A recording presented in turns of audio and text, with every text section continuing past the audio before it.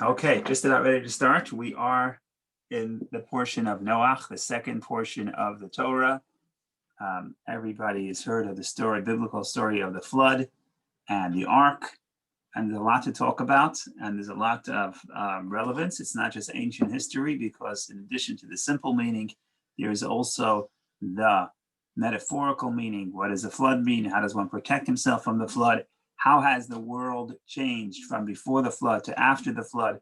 What do we learn about the human condition from the experience of Noach and his generation? So there's a lot to say, but we will read. I don't think I put it in the email, unfortunately, but I'll read from the Chabad.org Parsha in a nutshell, which is a summary of the Parsha, and then we'll discuss certain specifics and certain details. So here we go. God instructs Noach, the only righteous man in a world consumed by violence and corruption, to build a large wooden teva, an ark, coated within and without with pitch. A great deluge, says God, will wipe out all life from the face of the earth, but the ark will float upon the water, sheltering Noah and his family, and two members, male and female, of each animal species. Rain falls for 40 days and nights, and the water is churned for 150 days more before calming and beginning to recede. The ark settles on Mount Ararat, and from its window, Noach dispatches a raven and then a series of doves to see if the waters were abated from the face of the earth. When the ground dried completely, exactly 1 solar year after the onset of the flood, God commands Noach to exit the teva and repopulate the earth. Noach builds an altar and offers sacrifices to God. God swears never again to destroy all of mankind because of their deeds, and sets the rainbow as testimony of his new covenant with man. God also commands Noach regarding the sacredness of life. Murder is deemed a capital offense, and while man is permitted to eat the meat of animals, he is forbidden to eat flesh or blood taken from a living animal. Noach plants a vineyard and becomes drunk on its produce. Two of Noach's sons, Shem and Yafet, are blessed for covering up their father's nakedness, while his third son, Ham, is punished for taking advantage of his debasement. The descendants of Noach remain a single people with a single language and culture for 10 generations. Then they to symbolize their own invincibility. God confuses their language so that one does not comprehend the tongue of the other, causing them to abandon their project and disperse across the face of the earth, splitting into 70 nations. So that's the story of the Tower of Babel. The Parsha of Noach concludes with a chronology of the 10 generations from Noach to Avram, later Abraham, and the latter's journey from his birthplace to Ur-Kasdim birthplace of Ur-Kasdim to Haran, on the way to the land of Canaan. So there's a lot going on here. Even the portion in a nutshell is not very short, and this is a lot. There's a lot to talk about. So where do we start from? So the truth of the matter is, if you really want to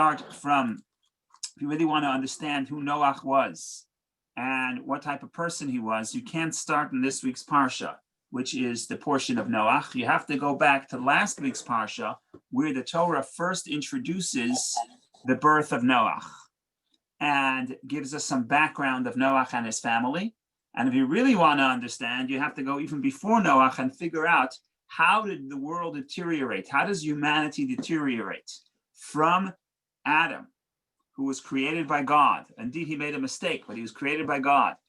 And how do we get to that point where the whole earth, as the verse says in this week's Parsha and last week's, the whole earth is full of corruption, and God has no choice but to say, we're going to reset. We're going to reboot all of creation. So what is the process? How do people deteriorate so dramatically to the point that God has to bring a flood?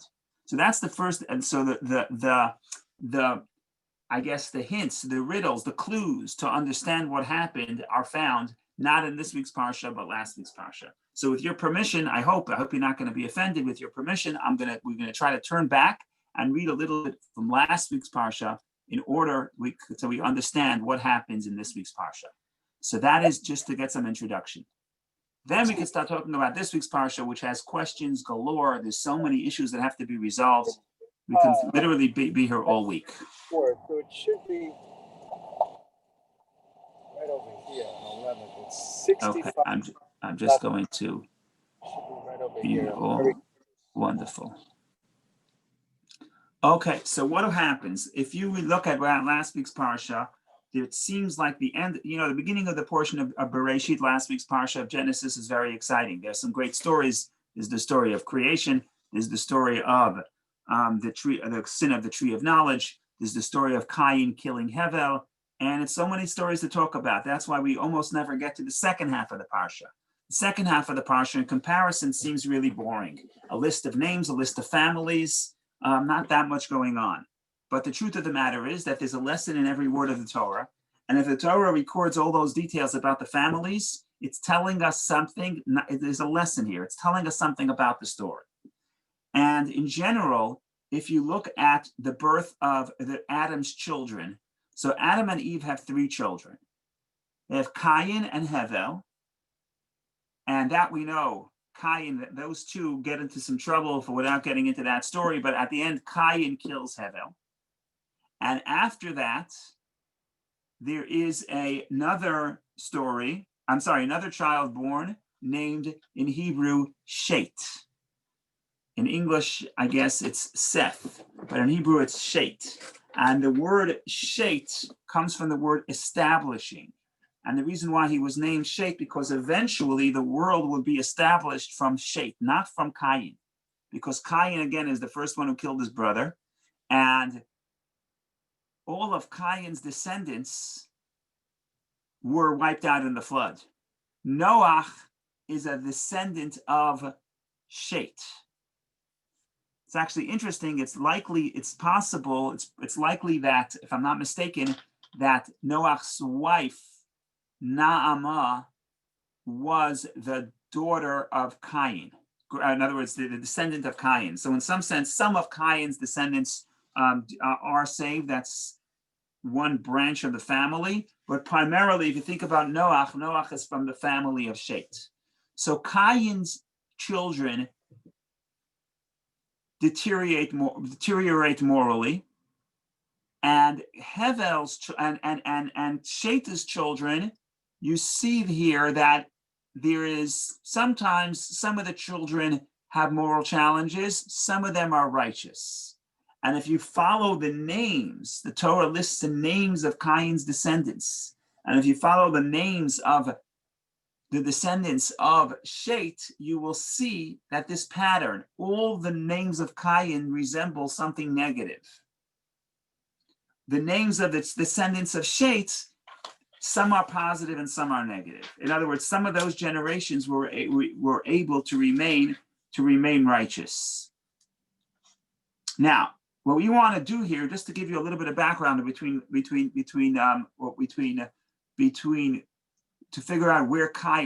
figure out where Noach comes from. So there are 2 people that have the same name. I'm sorry for boring you with names, but you'll see how this becomes very relevant. There are 2 people with the same name. The name is Lemech. There is a Lemech who's a descendant of Cain, and then there is a Lemech who's a descendant of Shet. The Lemech that's a descendant of Shet is Noach's father. So there's a Lemech of Cain's descendant, and they're going to be wiped out. And then there's a Lemech that becomes Noach's father. And what we want to do, what's good, not always do we know anything about these people that the Torah lists, because it seems like it's just trying to get us from Adam to Noach. So it just lists names. But these 2 people, these 2 Lemechs, each say something. They have a speaking part in the Bible. And because they have a talking part, we could learn something about their personality, and their worldview.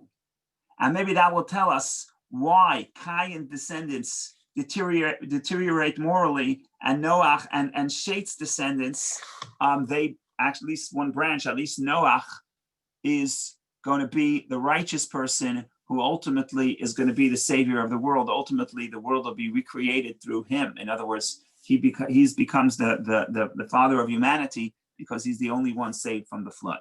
So we have two conversations between Lamech. We want to compare the two. They're cousins, and you want to see how distant cousins, but cousins, and you want to see how both Lamech's talking would give you an insight into the worldview of their families.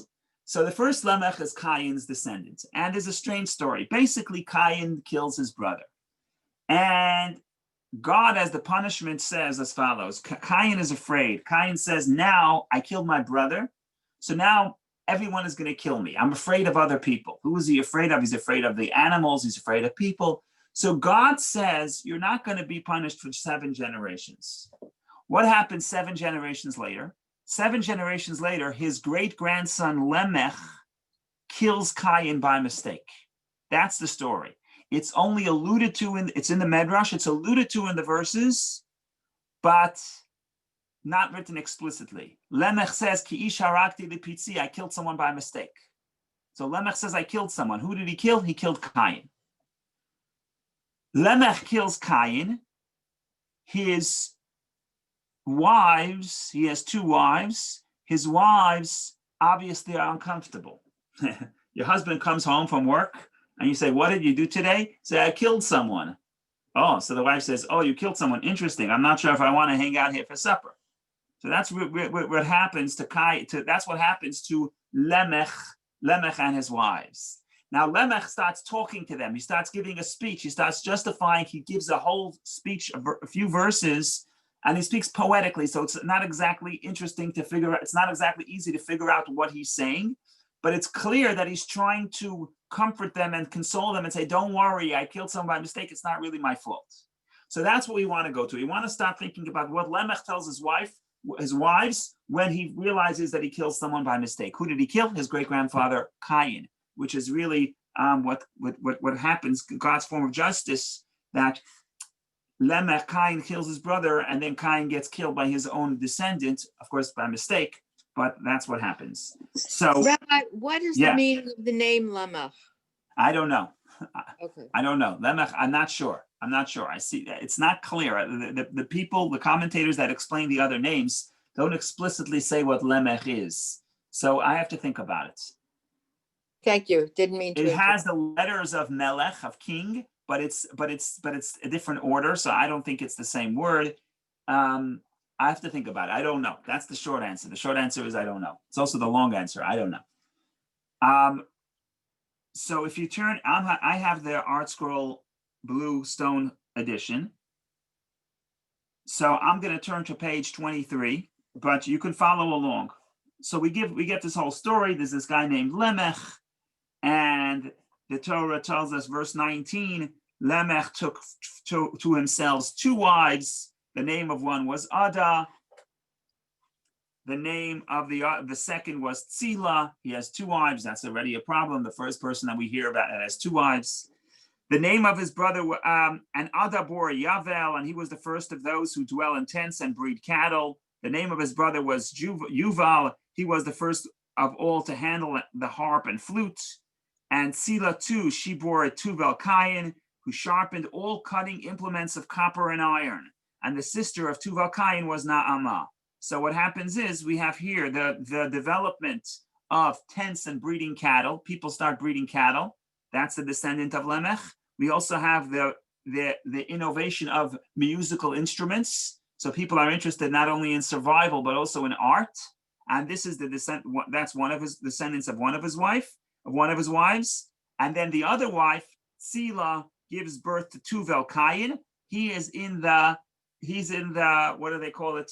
He's in the arms business. He sharpens the cutting implements of copper and iron. So he creates warfare. It's a lucrative business then, it's a lucrative business now.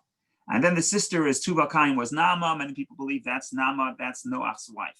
Okay, then we have a conversation. Like I said, the conversation is cryptic, but the Medrash fills in the blanks. What happens? And Lemech said to his wives, Ada and Sila, hear my voice. Wives of Lemech, give ear to my speech. Have I slain a man by my wound and a child by my bruise? If Cain suffered vengeance at 7 generations, then Lemech at 77.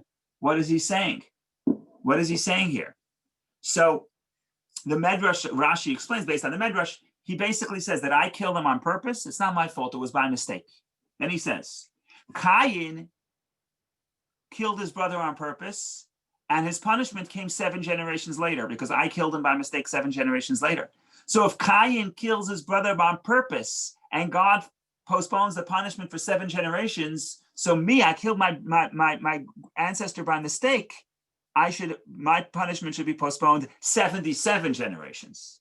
Okay, that's what they call a kal v'chomer. You derive from the lesser to the more severe. If in other words, if the more severe sin was postponed, the lesser sin also has to be postponed. Okay, so without getting into this point, what is he saying? He is saying, you can't blame me for killing by mistake. Why can't you blame me for killing by mistake? What he's saying is, look, my great-grandfather also killed. So according to some of the commentators, what he's basically saying is as follows, and this is key. What he's saying is, you can't blame me for human nature.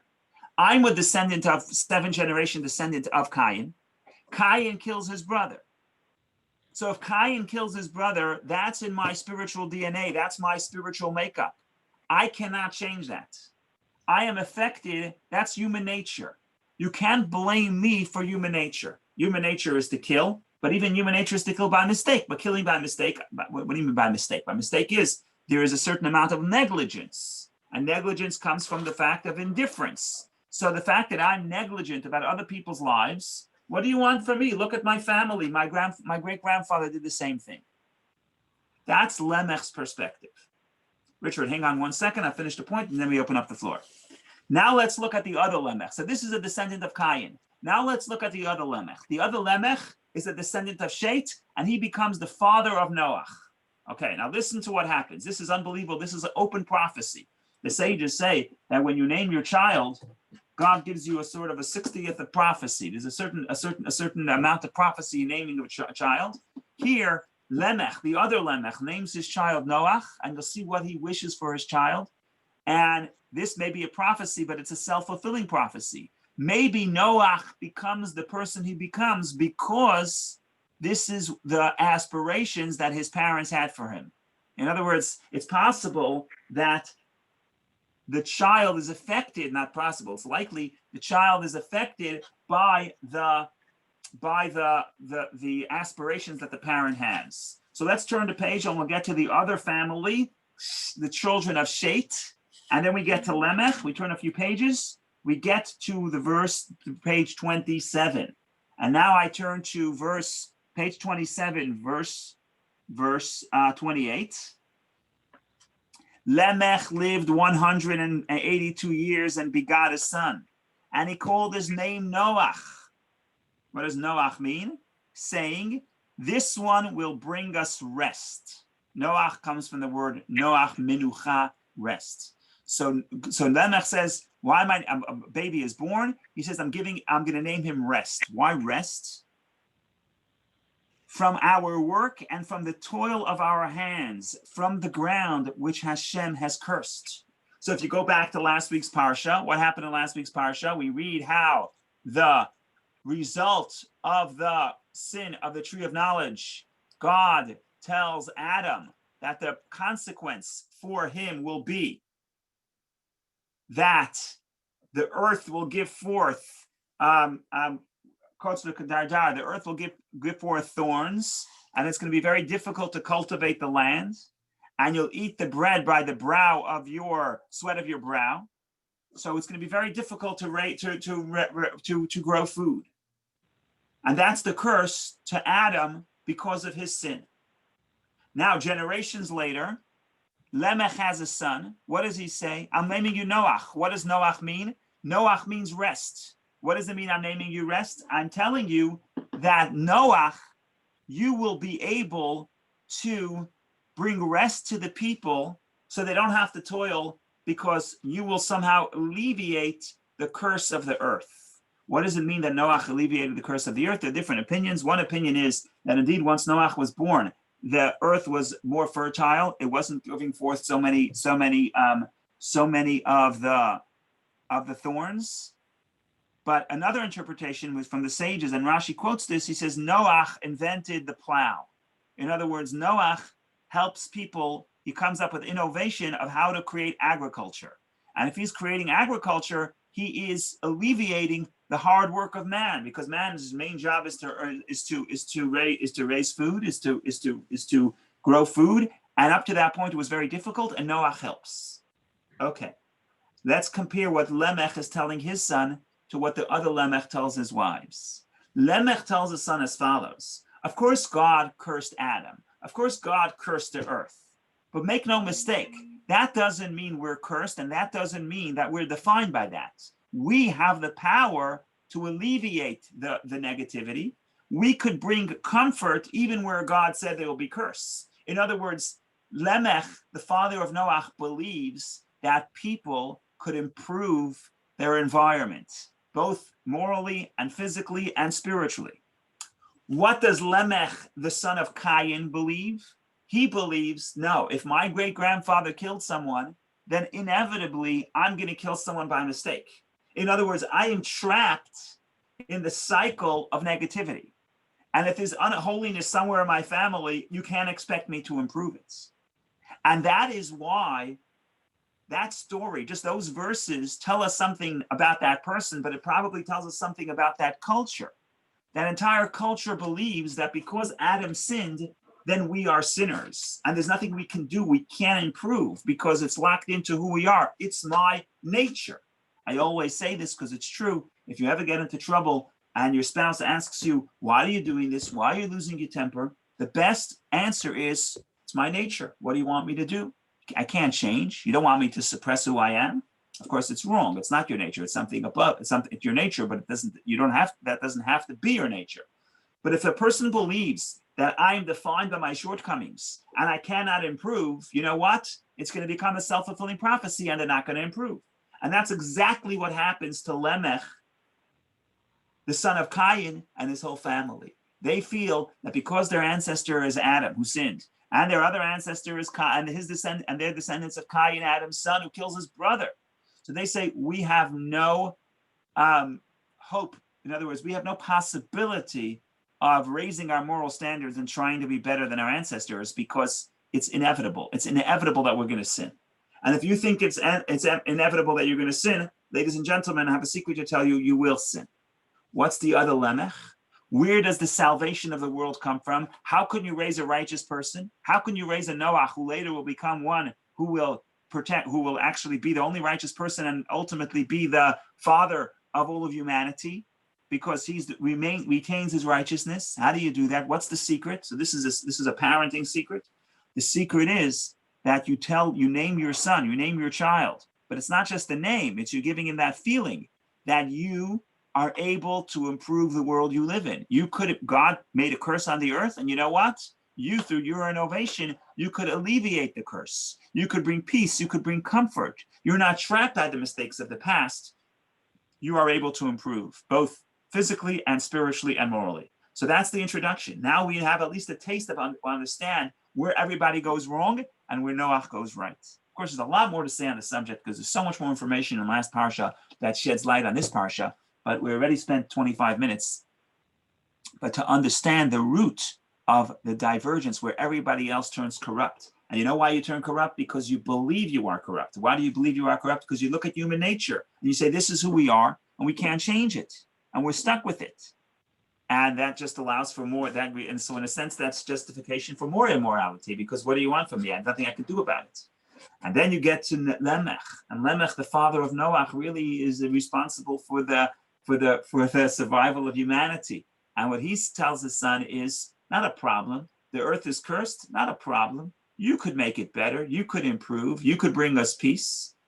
And that is why he has a child like Noach, because his prophecy for his child, his aspiration for his child becomes self-fulfilling. So that's introduction from last week before we even touched this week's Parsha. Now we could start with this week's Parsha. But beforehand, I think Richard had a question. So Richard, please share your question. If anyone else wants to make a comment, now is a good time. Take a little question break, a l'chaim break. And go ahead. All right, so the first lemech you were talking about said, I did it, I killed because it's in my genes, because my grandfather did it. What he's saying is a cop-out, because human beings have been given the choice. You always have a choice to do something or not do it. There's no gray area. So what he did was a cop-out. Correct. But how do you know that, Richard? You know that because you come from the other Lemech. The Lemech, the father of Cain. And Lemech, the father of Cain, says, ladies and gentlemen, the earth may be cursed, maybe we're as a result of our faults, but we have the ability to alleviate the pain. We have the ability to heal. And that, we know that because we have the Torah. But Lemech, it wasn't so clear. If all we had is the information of, my great grandfather sinned and my father sinned, maybe that means that I'm destined to sin. And the idea that we're not trapped by the negativity in the earth, and we could actually alleviate the curse of the earth, that is a revolutionary idea. And that's what affects Noach. That's what we think. That's what affects Noach. That's the environment that Noach grows up in. I see. Okay, thank you. So you got the message, Rabbi? but you got it from Noach. All right. Rabbi, Yes. my mother's maiden name is Abelson, so that's how we know that Abel had offspring. So is that Right. mentioned in? It's possible that, no, according to the tradition, Abel did not have any children, but it's possible that the descendants of Shes, they wanted to name, they named someone after their uncle. That's very possible. Now, I don't want to get into the whole story of Cain and Hevel because that's another whole angle, and that's for next year. But that's just to give a little introduction of, before we say Noach was a righteous man. Yeah, why was he a righteous man? And why was everybody so negative? Why was everyone else so corrupt? Well, the answer is it's a self-perception. What does society, what does your culture tell you about the nature of the evil of the human being? So if the culture tells you we are evil and we have no choice and we're going to have to stay evil, then that's the result you're going to get. If the culture tells you no, you're going to alleviate the pain of the earth, you can actually improve, then there's a good chance that that's what you're going to do.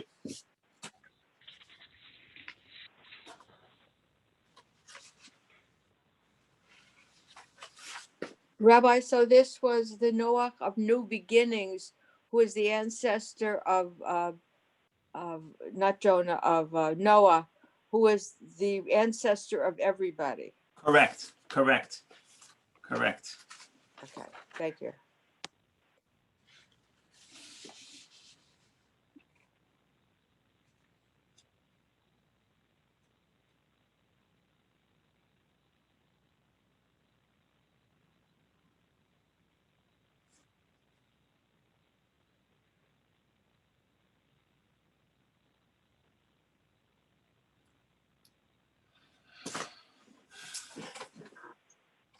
Okay, there's a lot of angles to the story. I don't even know where to start from, but I'm going to say maybe a point or two, and then we want to get to the bigger picture. So the simple story is that there's the flood. God says the people have become corrupt. We have to bring a flood, and therefore what we're going to do is He's going to save Noach by telling Noach to go into the ark.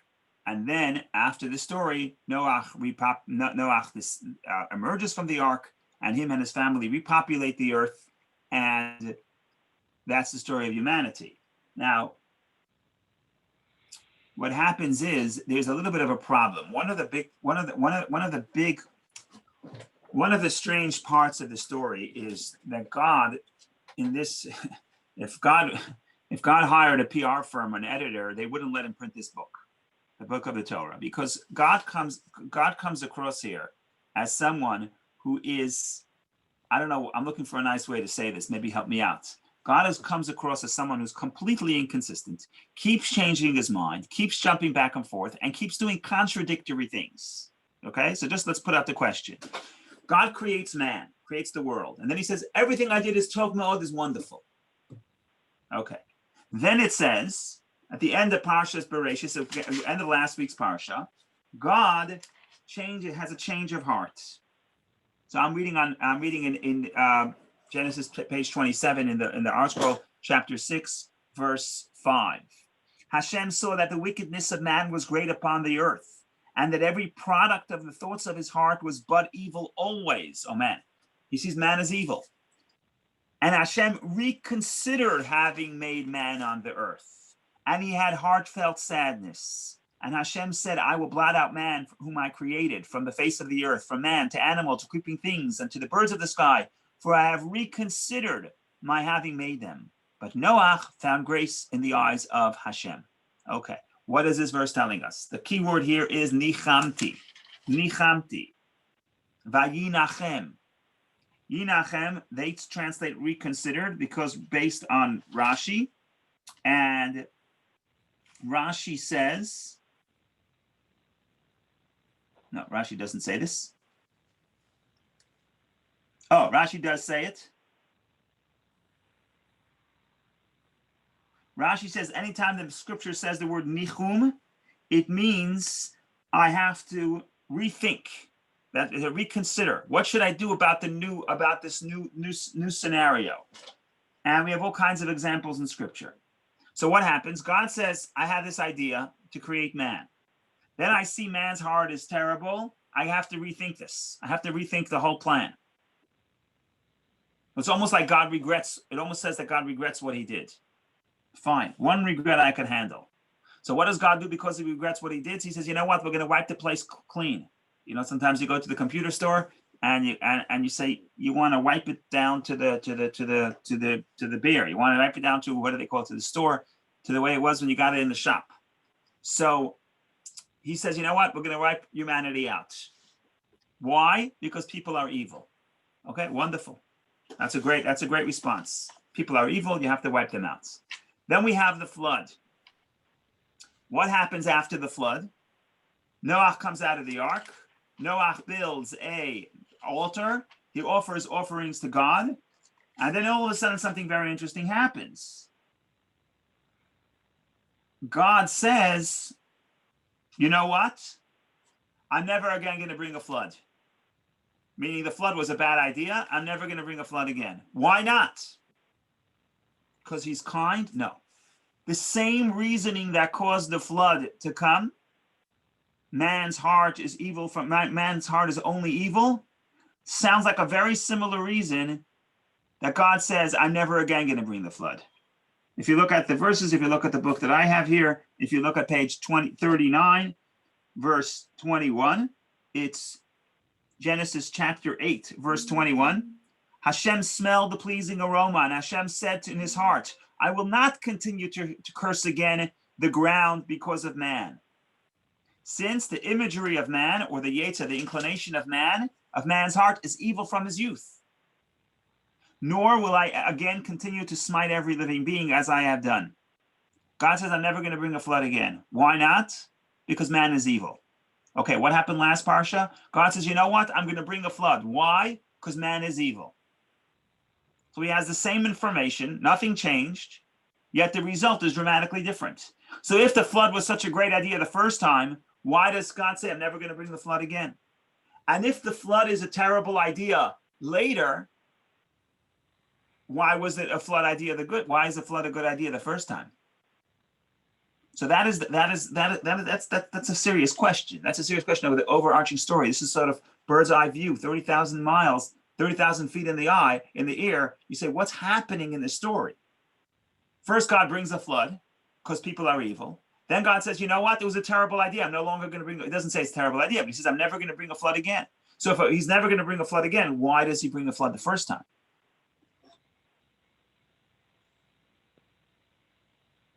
To teach man a lesson. It's not a lesson. Jill, let's say you have a child.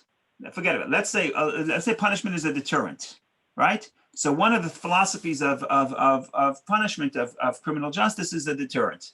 So I say people are misbehaving, so I'm going to catch one person and I'm going to impose a severe punishment, and that will deter people. So I say, if you murder, I'm going to hang you I'm going to hang the murderer in the town square. Okay, that's a deterrent. If you misbehave, I'm going to bring a flood. Okay. What happens if you went and you created that, you imposed that punishment, but then you take out an ad in the newspaper and you say, you know what? Never again are we going to do this again. Okay, if never again are you going to do it again? So why is it a deterrent? So it's not a deterrent, right? If God says, the deterrent is, I say, better be careful. I can do it again. Well, don't test me. I brought a flood once. I'm going to bring a flood again. Yet by God saying, I'm never going to do it again, seemingly he's undermining the whole purpose, which is to teach people a lesson. Except he didn't say he wouldn't do other things. Correct, but nothing as dramatic. He says, I'm never again going to wipe out all of the earth. He may punish a specific person, a specific place, but he says, I'm never again am I going to continue. Am I going to smite every living being as I have done? It's not going to be as dramatic as the flood. But have now proved my power to you guys, so don't.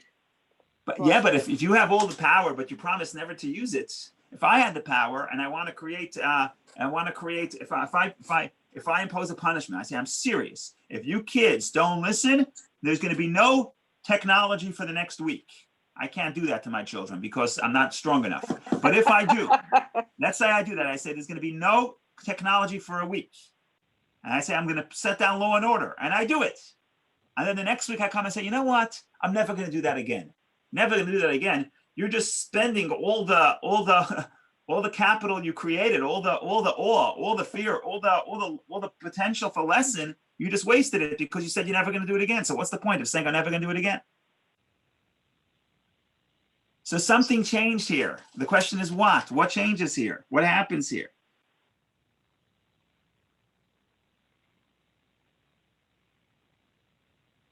So there are all kinds of answers to answer that question. And some of them are almost contradictory.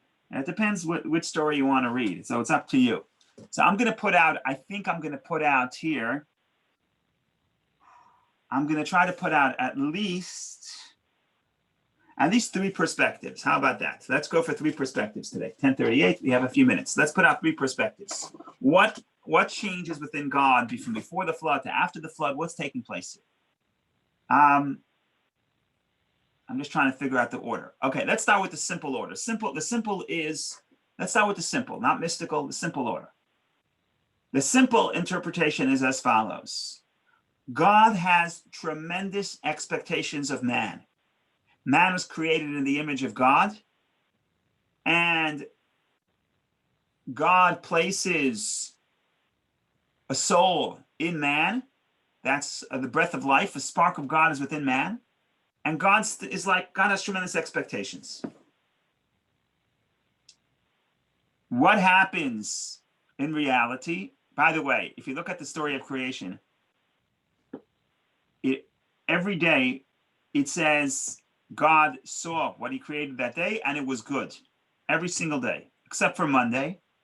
But on Tuesday it says it twice. And Rashi says that on Tuesday, the work of Monday was perfected.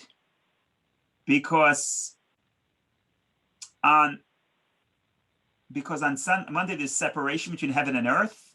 The waters and waters in heaven and the waters on the earth, but it's not complete yet. Why? Because ultimately we need on Tuesday for the dry land to emerge, and the dry land emerges, then the seas are complete. So the Medrash says, Rashi quotes it, that the reason why it doesn't say it was good on Monday because Tuesday it says it twice, one for Monday, one for Tuesday. So in reality, from day 1 to day 6, every day it says it was good. Day 6, what was created on day 6? The animals. After the animals were created, it says God saw that it was good. Then human being was created. And the human being is the only place in the 6 days of creation that it does not say that God saw that it was good. It doesn't say the human being is good. Why doesn't it say the human being is good? Everything else God created was good, except for the human being. Are we that bad?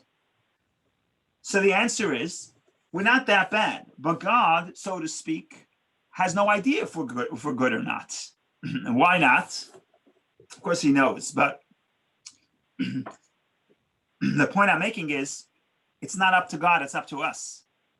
Human being is the only creation that has free choice.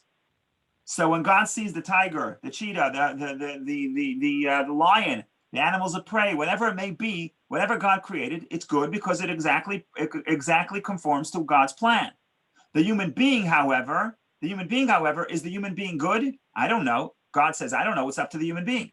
Man has free choice. Whether or not man will live up to his divine potential, it's up to man.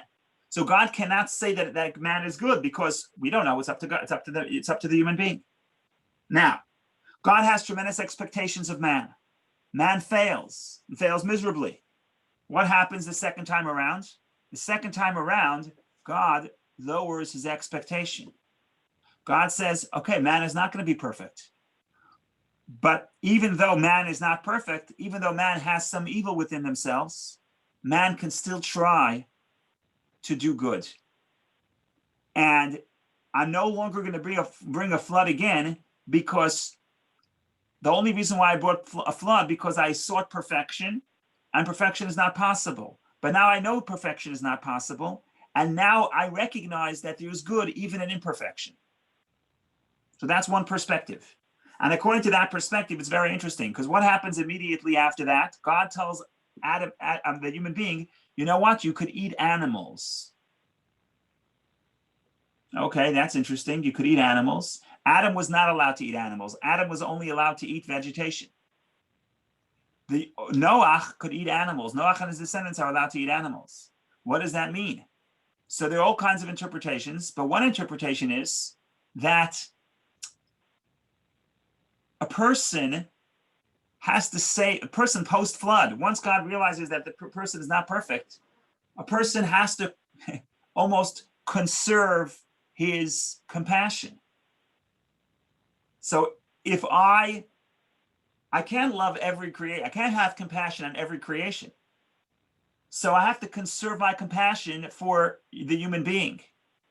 But if I have too much compassion on an animal, then I may spend my compassion and I may have a nice animal friend, but I may be cruel to a human being. So according to this reading, the whole story of allowing animals to be eaten is a symbol for the spiritual deterioration of man, and for God realizing that man is not perfect and man cannot achieve perfection, but nevertheless God appreciating that there's good in the imperfect. So that's one perspective. And now we're going to give at least two more perspectives. The other perspective, so this is a little bit more, this is negative. So sort of the first perspective is a little bit negative. God says, I'm never again going to bring the flood, because at the end of the day, my high expectations are not going to be fulfilled. So I have to make peace with the fact that people are not perfect. Okay, that's one interpretation. Then I'm going to give you the mystical interpretation, which is very, very positive. It has a positive spin on the whole story. The mystical interpretation is, as we say every year, that the waters of the flood are not just for a punishment. We alluded to this yesterday. Was it Tuesday? Wednesday, yesterday. The waters of the flood are not just punishment. The waters of the flood represent waters of purification. Because if God would just wanted to punish the people, he would have sent a pandemic. He would have sent a lightning to strike. You don't need a flood for 40 days and 40 nights, and you don't need a water to be on the earth for 150 days, for a full year. So what's happening here is, from the perspective of the Kabbalah, is that the water is, in fact, the flood represents purification. And therefore, God did not change his mind. And it wasn't a mistake to bring the flood. And yet, God will never bring a flood again. Why? The evil that existed before the flood, the only solution to that evil was to destroy that evil. So the moment people deteriorate to evil, there's no way of correcting the evil. However, once the flood comes about, that represents the waters of purity, and there the whole world is surrounded by this, is submerged within the waters of purity. Now, even the nature of evil has changed. Even evil could be corrected. And therefore, God says, I know nothing has changed. I know that man's heart is negative, that man has an evil in his heart from the youth, but that's no reason to destroy him. Why? Because post-flood, the evil can be corrected. But that takes a positive spin. That means we're actually ahead. We're actually more advanced than the people before the flood, even spiritually speaking, even more advanced than Adam. Now, there's some biblical support for this thesis, for this theory, that the nature of the water of the water of the flood is actually purifying. And therefore, before the flood, if people descend to evil, you have no choice but to destroy the evil, because the evil cannot be elevated. But now, even someone who becomes evil, there's no reason to destroy that person. You can correct it. Of course, sometimes you have to destroy the person. Sometimes the people so evil, you have to destroy them. But it means that the entire earth will never deteriorate to evil that cannot be corrected, because most of the evil could be elevated and could be corrected. Okay, where do you see this? So there's a very interesting contrast. Sometimes the way we figure out what's going on over here is we look at when the same thing appears twice, but appears a little bit differently, then it will give us some insight. So there is God's words to Adam and God's words to Noah. We're going to compare them. They're very, very similar, with one important difference. And that one important difference, according to the Kabbalah, tells us everything we need to know about how the world changes post the flood. So what do I mean? So if we're going to look, let's turn back to Adam. And if you turn back to Adam, we read how Adam was born. God created Adam and Eve. And on page 9 in the Art Scroll, but it's Genesis chapter 1, verse 28, God blessed them. And God said to them, talking to man, which is man and woman, be fruitful and multiply, fill the earth and subdue it, and rule over the fish of the sea, the bird of the sky, and every living thing that moves on the earth. So he says, be fruitful and multiply, have children, fill the earth and subdue it. Subdue it is not a good translation. Kiv shua lichbosh is to conquer. God says, Adam and Eve, I know there are wild elephants, I know there are giraffes, there are big animals, you got a whole Bronx Zoo full of animals, you got a whole jungles, but your job is to rule the earth and conquer it. It says the word conquer it. Okay, now let's turn to what God tells Noah right after the flood. Very, very similar. So after the flood,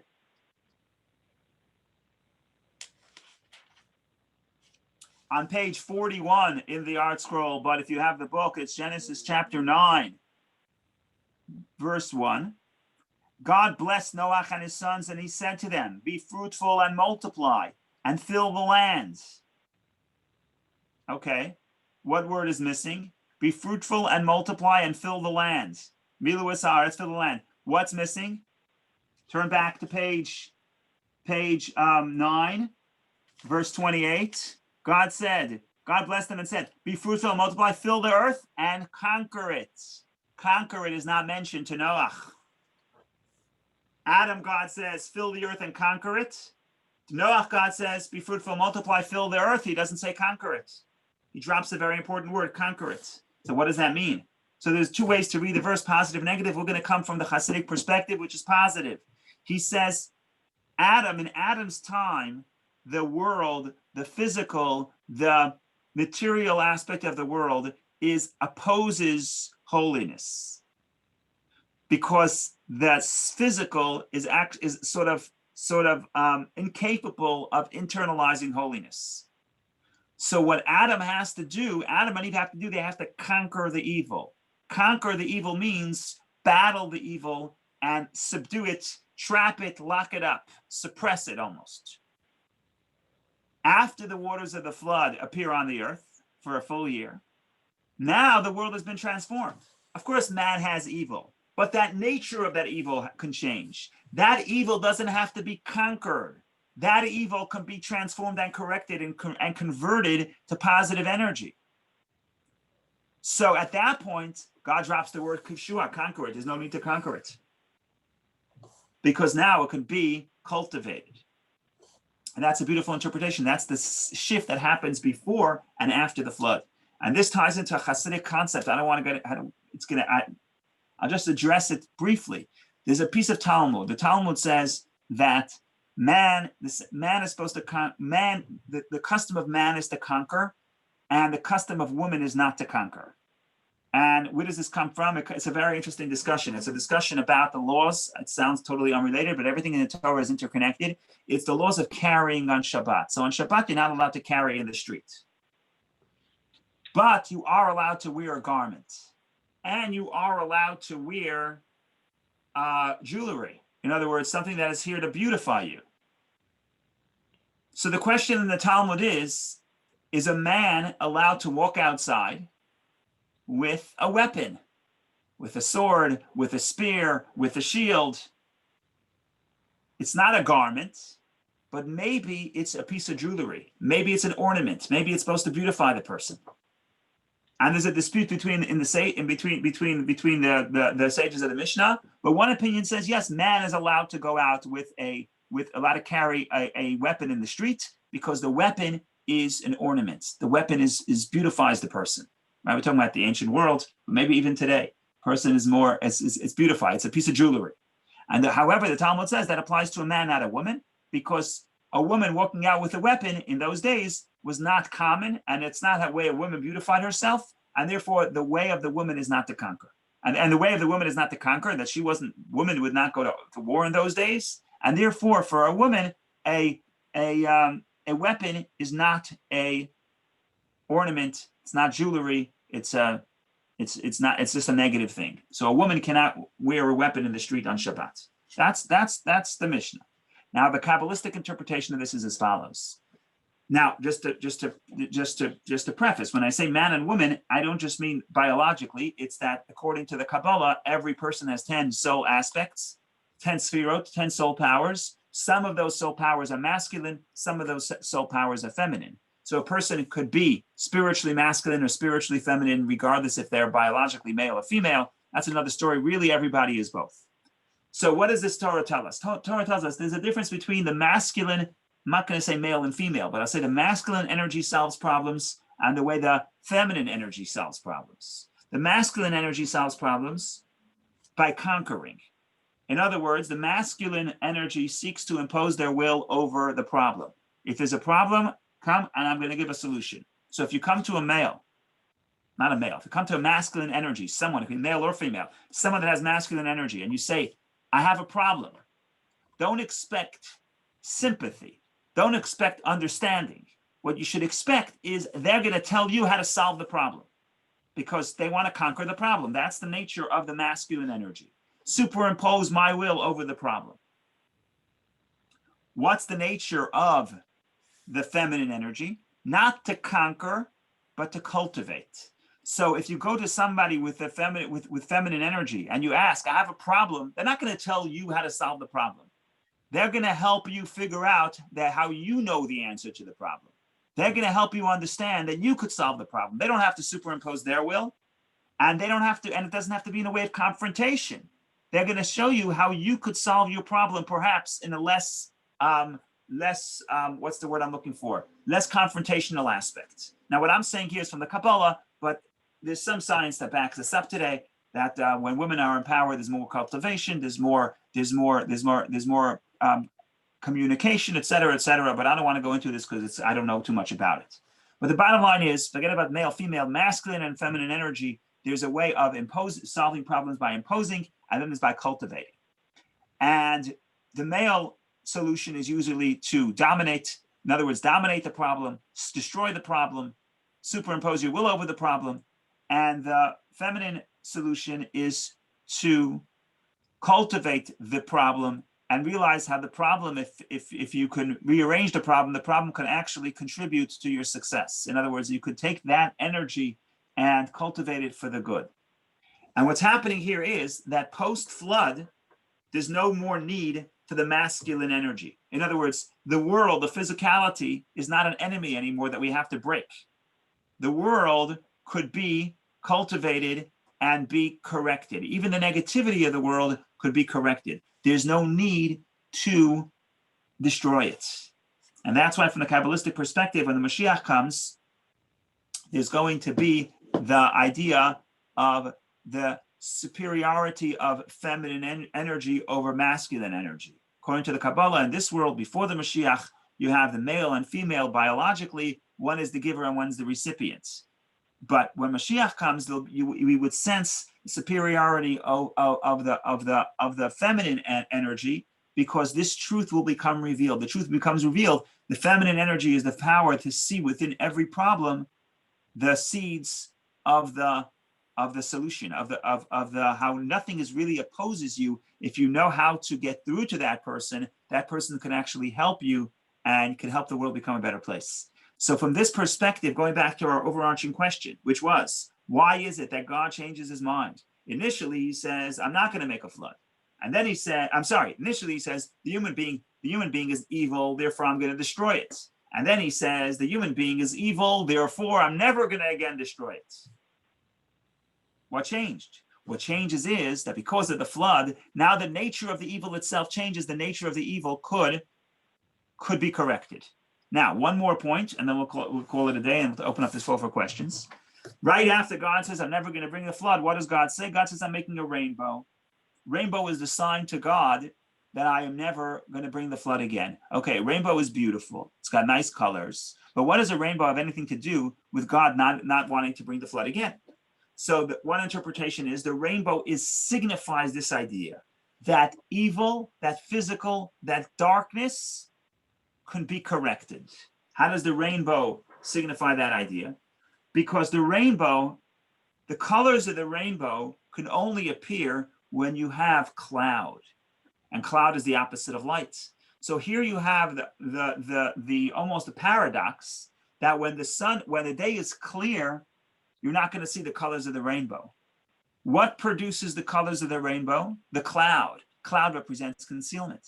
So the light represents spirituality, and the cloud represents the physical world that's dark, where you don't sense the sense of spirituality. And God says now, after the flood, if the cloud is very thick, too thick, you're not going to have any rainbow. So before the flood, the metaphor was the cloud with the earth was covered in that intense darkness, intense fog, and there was the fog was too strong to allow to reflect the rays of the sun to create the rainbow. What happens post the flood? Now we have cloud, we have concealment, we have the physical, but we have it in a lessened form. In other words, it's refined. And because it's refined, now we have something beautiful. Because there's concealment, that's how you can have the colors of the rainbow. Because there's the physical can reflect the light of God in a different way. And what happens is the darkness actually contributes to the beauty. And that's the change that happens after the flood. So in other words, if you want to speak practically, in our life, if I lived before the flood and I see something negative within myself or within somebody else, I say that's totally negative. There's nothing good that can come out of it.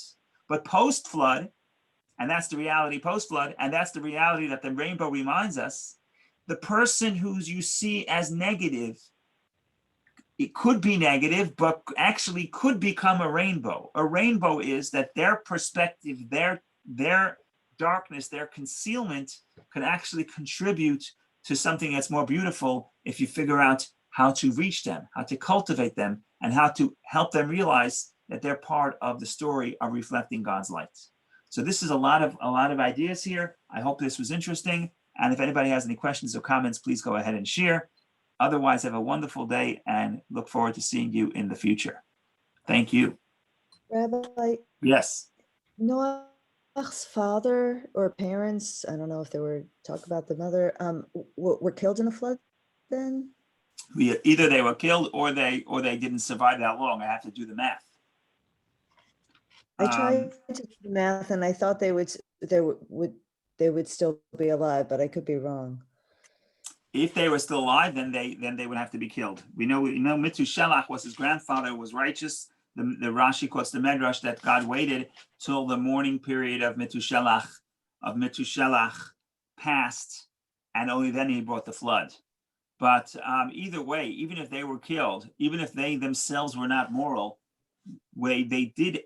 Again, if you look at the family, as we said earlier in the beginning of the class, if you look at the family of Cain, Cain's family were not perfect people. I'm sorry, the descendants of Shet, which was the ancestors of Noah, they were not perfect people. There's always a struggle between positivity and negativity. If you track the names, we don't have time to do it.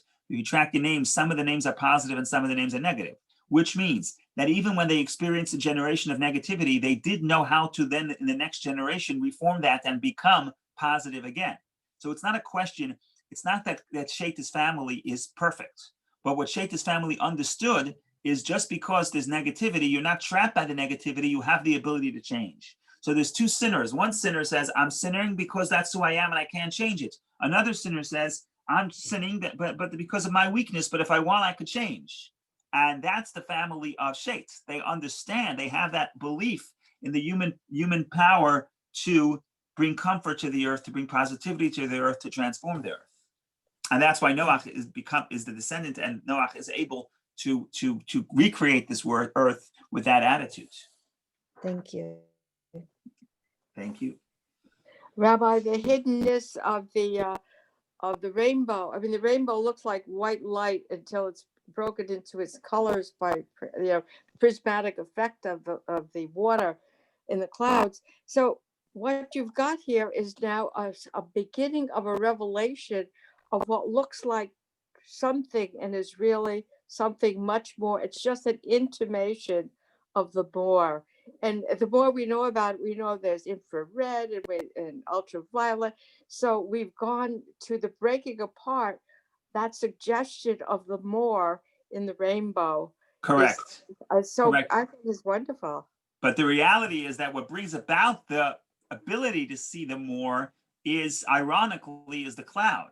Now we think of cloud as concealment, but yes, that's the irony here. That's the paradox, that the cloud, the concealment, actually can bring you to more enlightenment. Right. Thank you, Rabbi. Thank you. Have a good day, everybody. Wonderful day, everybody. Hope to see